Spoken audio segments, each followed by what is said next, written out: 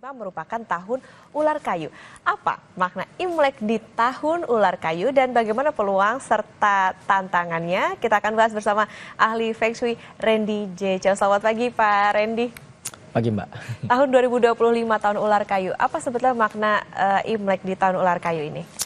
Jadi makna Imlek di tahun 2025 khususnya mungkin agak berbeda di tahun-tahun kemarin. Jadi tahun 2025 ini kombinasi daripada si ular dan si kayu itu dia membawa energi transformasi, dia membawa energi pertumbuhan, dan dia membawa energi keseimbangan.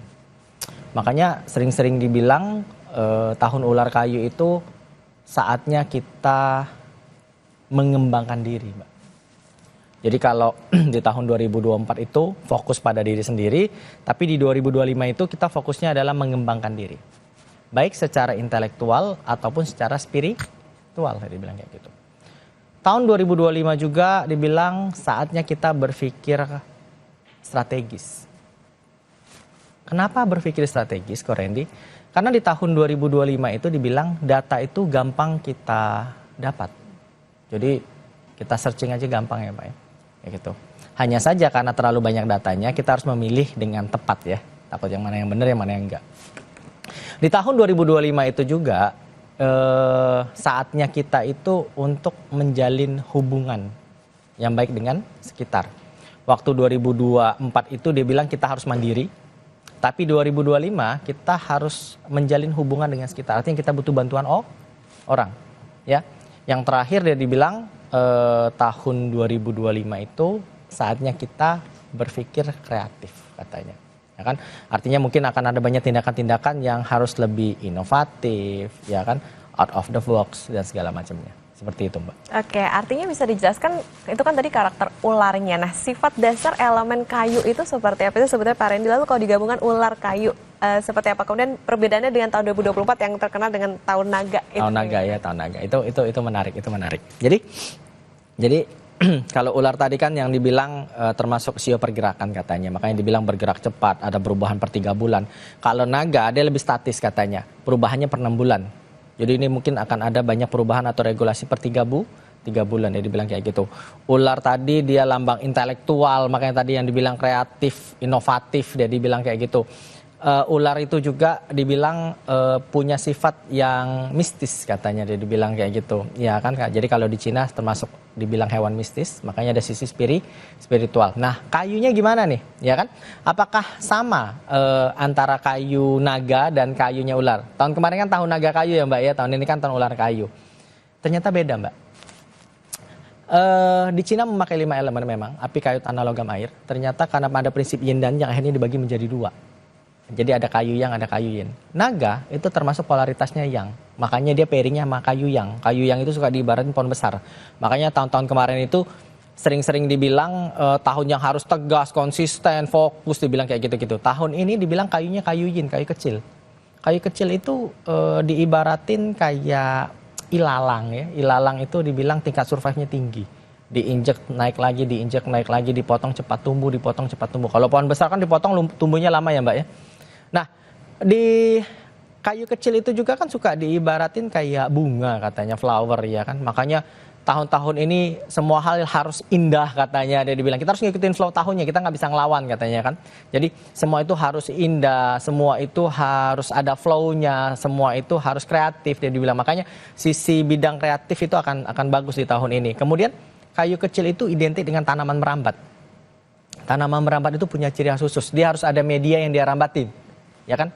Media yang dirambatin semeter, 2 meter, 3 meter. Artinya tahun-tahun ini kita boleh merambat di tempat-tempat yang tepat. Kalau enggak, kita kayak tanaman merambat yang diinjak-injak gitu loh Mbak. Gitu, Mbak. Oke, berarti harus berpikir kreatif nih. Nah, Pak Randy, kalau kita melihat di tahun 2025 dengan sionya itu tadi, ular kayu, ada nggak sih masa-masa atau bulan-bulan apa yang perlu diwaspadai terutama untuk sio-sio tertentu?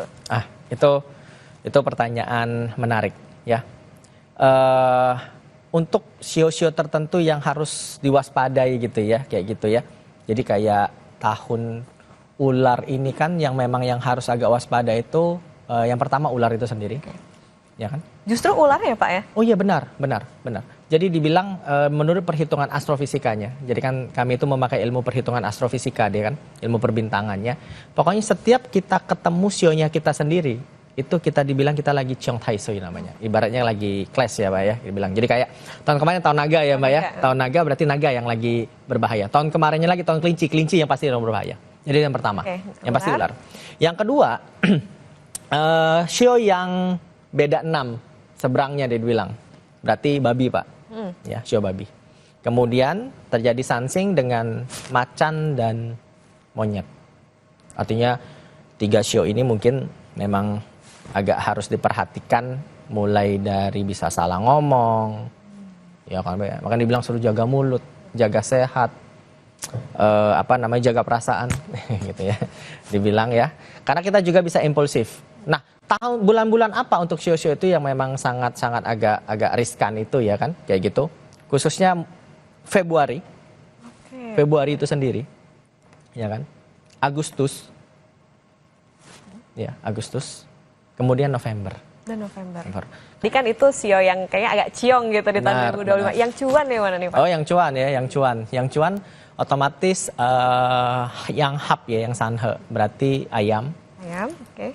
Kerbau, ya, kemudian itu anjing sama kuda. Nah, kayak terkhusus anjing itu ya, tahun-tahun kemarin itu kan anjing itu cukup kena ciong katanya dibilang kayak gitu. Tapi anjing di tahun ini bagus tuh. Jadi 4 sio itu dibilang tergolong dapat kesempatan baik ya. Tapi tapi seperti yang aku suka bilang.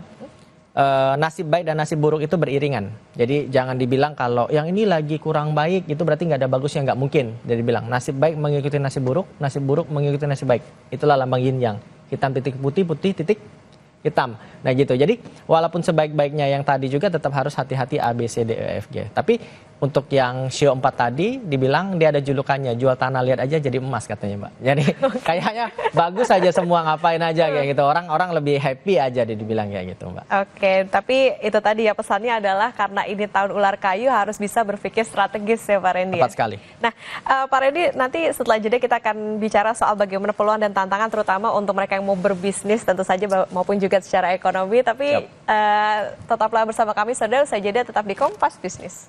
Saudara, Anda masih di Kompas Bisnis, masih bersama dengan kita ahli Feng Shui Randy J. Chow. Pak Randy, kita lanjutkan kembali soal bagaimana sio ular kayu tahun ini. Nah Pak Randy, kalau kita bicara soal bagaimana karir, kemudian juga potensi bisnis, investasi dan lain-lain, seperti apa sih di tahun ular kayu ini? Kalau karir dulu ya Mbak ya, kita karir dulu. Jadi kalau karir itu kan dibilang karena ada perubahan-perubahan yang cepat tadi dia dibilang. Berarti kan di tahun ini bagi yang berkarir itu akan ada banyak peluang-peluang baru katanya. Jadi antara tahu-tahu mendadak kita dinaikin jabatan, dipromosiin gitu. Tahu-tahu tuh ya.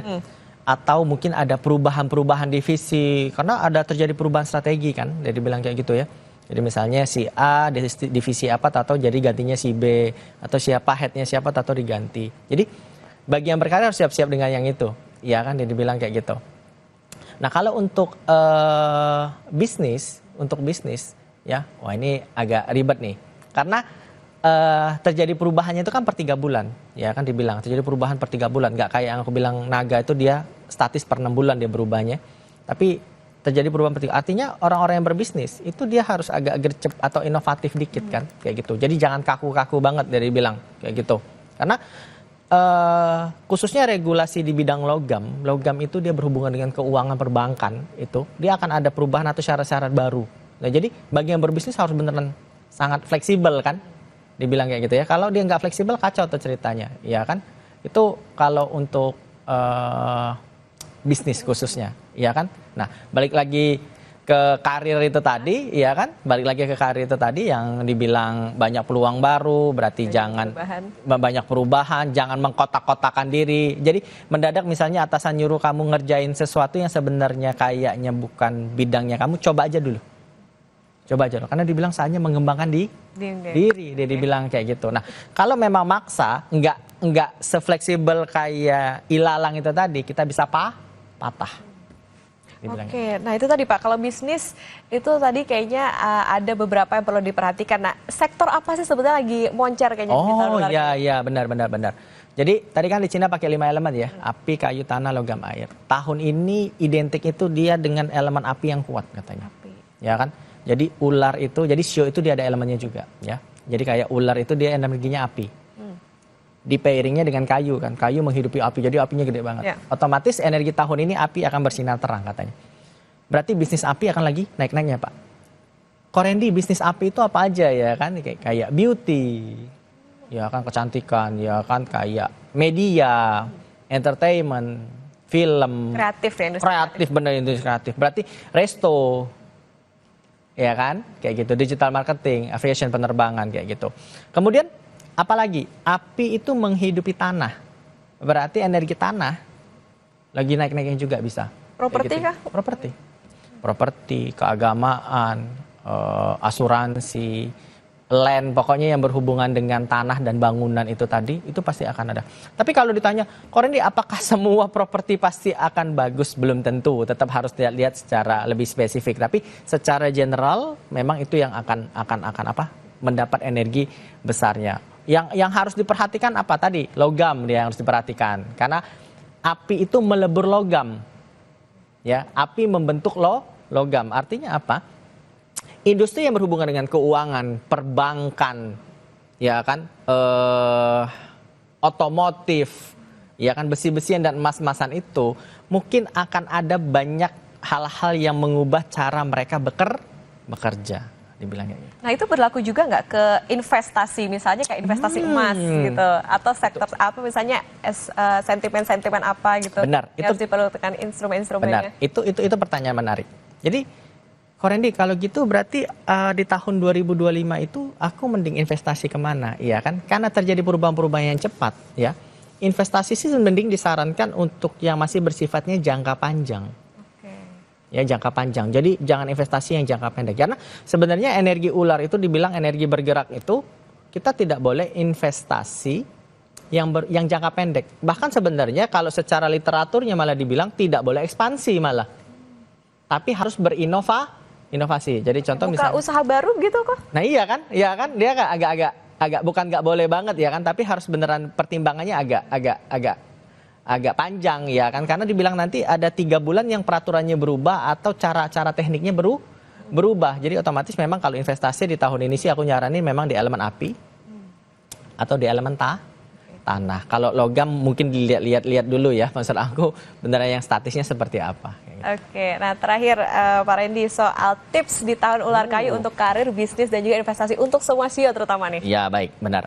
Kalau karir tadi udah bener lah ya, karena peluang baru, kita jangan milih-milih, dikerjain aja dulu, dicoba aja dulu, pasti bisa deh dibilang ya kan.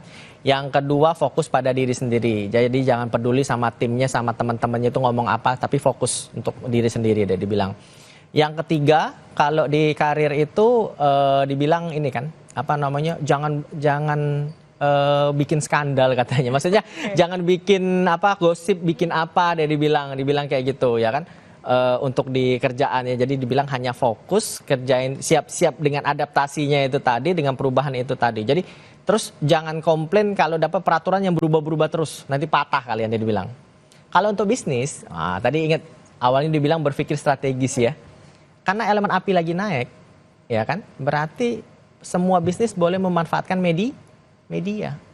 Jadi mau bisnisnya apa aja, tolong manfaatkan media dengan baik. Ya kan, walaupun misalnya orang itu bisnisnya memang lagi tidak ditunjang oleh energi tahunannya, bukan berarti langsung ganti bisnis dong, enggak dong ya kan. Tapi memanfaatkan energi api dan tanah itu tadi. Mungkin tanah agak sulit dipakai, tapi energi api tadi digital marketing ya kan. Berarti tolong orang-orang yang berbisnis itu tadi, ya kan, dia lebih fokus pakai energi api itu untuk menunjang usahanya. Usahanya apa aja, ya kan. Nah kalau investasi tadi tipsnya, fokus untuk investasi ini bakal bisa jangka panjang, ya kan. Jangan mikir nih dapat investasi ini nanti 5 bulan lagi bisa berhasil atau 6 bulan lagi, itu jangka pendek kan, agak bahaya karena dibilang ada perubahan yang akan agak cepat. Dibilang kayak gitu Mbak.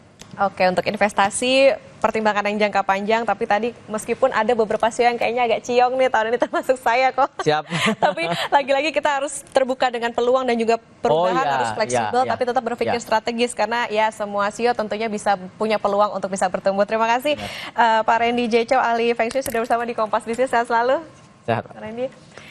Ya saudara, sampai Indonesia Pagi akan kembali usai jeda, tetaplah bersama kami.